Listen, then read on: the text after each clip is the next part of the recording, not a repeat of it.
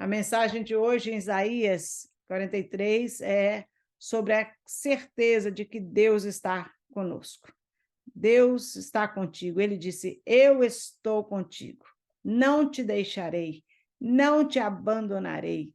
As promessas de Deus na Bíblia são maravilhosas. Quando nós lemos as passagens de Deus prometendo estar conosco, no Salmo 23, tão conhecido, ele fala: ainda que eu andasse pelo vale da sombra da morte, olha, lugar de perigo, lugar de risco de vida, de morte, não temerei mal algum, não vou ter medo. Por quê? Porque tu estás comigo, a tua vara e o teu cajado me consolam. Então, são palavras assim de pessoas que viveram com Deus, que andaram com Deus e que tinham essa convicção no coração para dizer: ainda que eu ande no vale da sombra da morte, ainda que eu passe por tudo isso, eu não vou ter medo, porque Ele está comigo. Mas a verdade é que quando nós estamos bem no meio desse vale, bem na situação de aperto, por todos os lados, que a gente olha, é só problema, é só dificuldade, a gente é tentado a duvidar. A gente é tentado, o medo vem no coração, não é assim? O medo vem. Eu coloquei, tem 2 ou 3 dias atrás, naquelas meditação que eu faço de manhã, e eu coloco sempre uma palavrinha que Deus coloca no meu coração, eu coloco no grupo, eu coloquei uma sobre a questão da água, né? Que é uma ilustração que eu já li, já vi várias vezes, da água que afunda o barco, não é a água que está no mar. O barco está no meio do mar, está cercado de água, tem água demais. Mas não é interessante que, apesar do barco estar cercado de água, ele não afunda? O barco só afunda com a água, não é com a água que está do lado de fora do barco, é a água que entra no barco. Então, a gente só vai afundar, ter medo, fracassar, ficar desesperado, angustiado, se a gente deixar a água que está lá fora entrar para dentro da gente. Em outras palavras, se eu deixar as circunstâncias na minha volta entrar e tomar conta do meu coração, dos meus sentimentos, das emoções, aí a minha fé vai naufragar.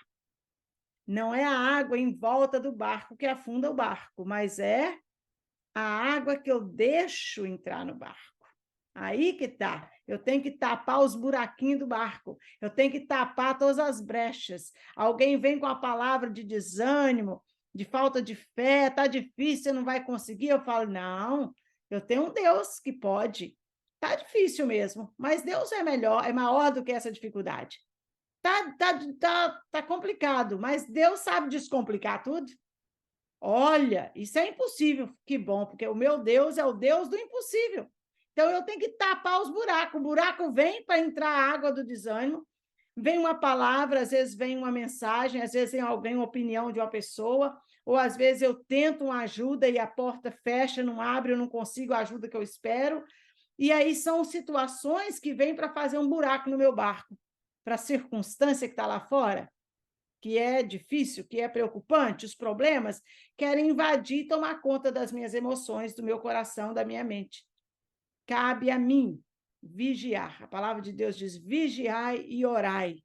E eu preciso vigiar para não deixar buraco nesse meu barco. Não posso deixar entrar água ou as circunstâncias, o pessimismo, a falta de fé, o desânimo, os problemas, não posso deixar entrar no meu coração. Porque se eu deixar essas coisas entrar, a água vem com tanta força e às vezes de pouquinho em pouquinho, mas quando você vê, você está atolado e o barco afunda, porque tem mais problema dentro do que fora. Nós precisamos deixar os problemas lá fora e colocar eles na mão de Deus. Senhor, está difícil, mas o Senhor pode fazer todas as coisas. O Senhor pode todas as coisas. Posso todas as coisas naquele que me fortalece. Está difícil, mas eu vou conseguir com a graça de Deus, com a ajuda de Deus, com a força de Deus, com a orientação de Deus. Eu vou conseguir. Tudo que a gente vê que está à nossa volta, que pode nos causar medo, ansiedade, angústia, depressão, preocupação, falta de sono, tudo isso nós temos que aprender a levar essas coisas a Deus em oração, para não deixar que essas coisas, que esses sentimentos dominem o nosso coração, trazendo medo. A palavra de hoje, de Isaías, é para dar essa convicção, essa certeza de que eu não estou sozinho. Jesus prometeu isso na sua palavra, ele disse, não vos deixarei sós. Ele não ia nos deixar sozinho, ele ia enviar o Espírito Santo para estar conosco, que é o próprio Deus, que é ele, Jesus, Deus Pai, Deus Filho, Deus Espírito Santo, 3 em 1. O Espírito Santo conosco é o próprio Deus conosco. Nós não estamos sozinhos. Jesus disse, eis que eu estarei convosco todos os dias, até a consumação dos séculos. Ele prometeu estar conosco todos os dias. Então, não pense você no dia que as coisas estão difíceis e falar assim, Deus não está me ouvindo, Deus não responde oração, Deus me abandonou. Não. Fala, eu sei que ele está me ouvindo, eu sei que ele está agindo, eu sei que ele está trabalhando, eu sei que ele está buscando o que é melhor para mim. Mas ter paciência, esperar e acreditar é difícil, né? Tem hora que a fé parece que vai naufragar. A gente tem que ter essa vigilância para não deixar isso acontecer. Vamos ler a palavra de Deus. Isaías, profeta Isaías, capítulo 43. Eu coloquei versículo 1 e 2, porque um complementa o outro, né? Agora, assim diz o Senhor, Deus falando através do profeta Isaías para a nação de Israel. Então, Deus falando para nós hoje, né? Usando a palavra de Deus para a nossa a situação atual, para a nossa vida em particular. Assim diz o Senhor que te criou, ó Jacó. Jacó, aqui falando de Israel e dos descendentes de Israel. Eu gosto, às vezes, de ler a palavra de Deus de maneira que a gente fala contextualizada, trazendo para mim, pessoal. Assim diz o Senhor que te criou, Virgínia. Então, você pode ler e falar, assim diz o Senhor que te criou. Aí você fala seu nome. Para você tomar posse dessa palavra, é para mim, Deus está falando comigo. E que te formou, Virgínia, esse Deus que te fez. Não temas, não tenha medo. Eu já disse aqui, repito, a palavra de Deus tem 365 vezes esta frase, não temas, não tenha medo. Deus fez questão de deixar uma para cada dia do ano, para a gente não ter medo, para a gente não ter razão de ter medo nem um dia sequer. Não temas, porque eu te remi, eu te resgatei, eu te restaurei. Eu é que te busquei, que você estava perdido, perdido nos pecados, perdido longe de mim, perdido sem esperança, perdido na depressão, perdido longe de mim, perdido sem paz, você estava perdido sem salvação, sem esperança para a sua vida, sem amigos, sem alegria no coração, mas eu fui lá e te remi, te resgatei, eu te mostrei o meu amor, eu te mostrei a minha palavra, eu te mostrei uma nova vida, eu te mostrei, te dei a chance de saber que comigo você pode ter uma vida diferente. Ele nos remiu porque ele enviou o seu Filho Jesus para pagar o preço do nosso resgate. Nós tivemos uma culpa do pecado, a condenação eterna sobre nós. Jesus veio e morreu no nosso lugar, pagou o preço e me resgatou, me redimiu. Eu te remi, chamei-te pelo teu nome e tu és meu. Há uma outra passagem bíblica que Deus fala, que a palavra de Deus diz que Deus nos conhece por nome e sobrenome. Não é lindo isso? Ele conhece você pelo seu nome e sobrenome. Ele sabe quem você é especificamente. Ele não te confunde com outras pessoas. São milhares de Marias nesse mundo afora do meu Deus. São milhares de Virgínia, de Raquel, de Ângelo, de Lourdes, de Ubiratã. Quantos Dei, quantas Carla, quantos Alex, quantas Rodrigo, Luciana, quantos que estão nesse mundo, quantas Helenas, quantas Elianas, quantas Josilene, quantos que estão nesse mundo, quantos Marcos. Deus conhece você. Ele conhece você, seu nome, sobrenome. A palavra de Deus ainda diz que ele sabe quantos fios de cabelo tem na minha cabeça. Para você entender a dimensão, a profundidade do quanto ele te conhece, do quanto ele te ama, o quanto ele se preocupa com você e sabe quem você é. Ele disse: eu te remi, te chamei pelo teu nome, e você é meu. Olha que coisa linda, somos de Deus. Olha, vou ler de novo esse versículo. Eu amo ler essa palavra e saber o quanto Deus me quer para Ele, me resgatou para Ele. Assim diz o Senhor que te criou e que te formou. Não temas, porque eu te remi. Chamei-te pelo teu nome, tu és meu. Tu és meu. Há um outro texto em Pedro que fala que nós somos propriedade peculiar de Deus. Em outras palavras, nós somos propriedade particular de Deus.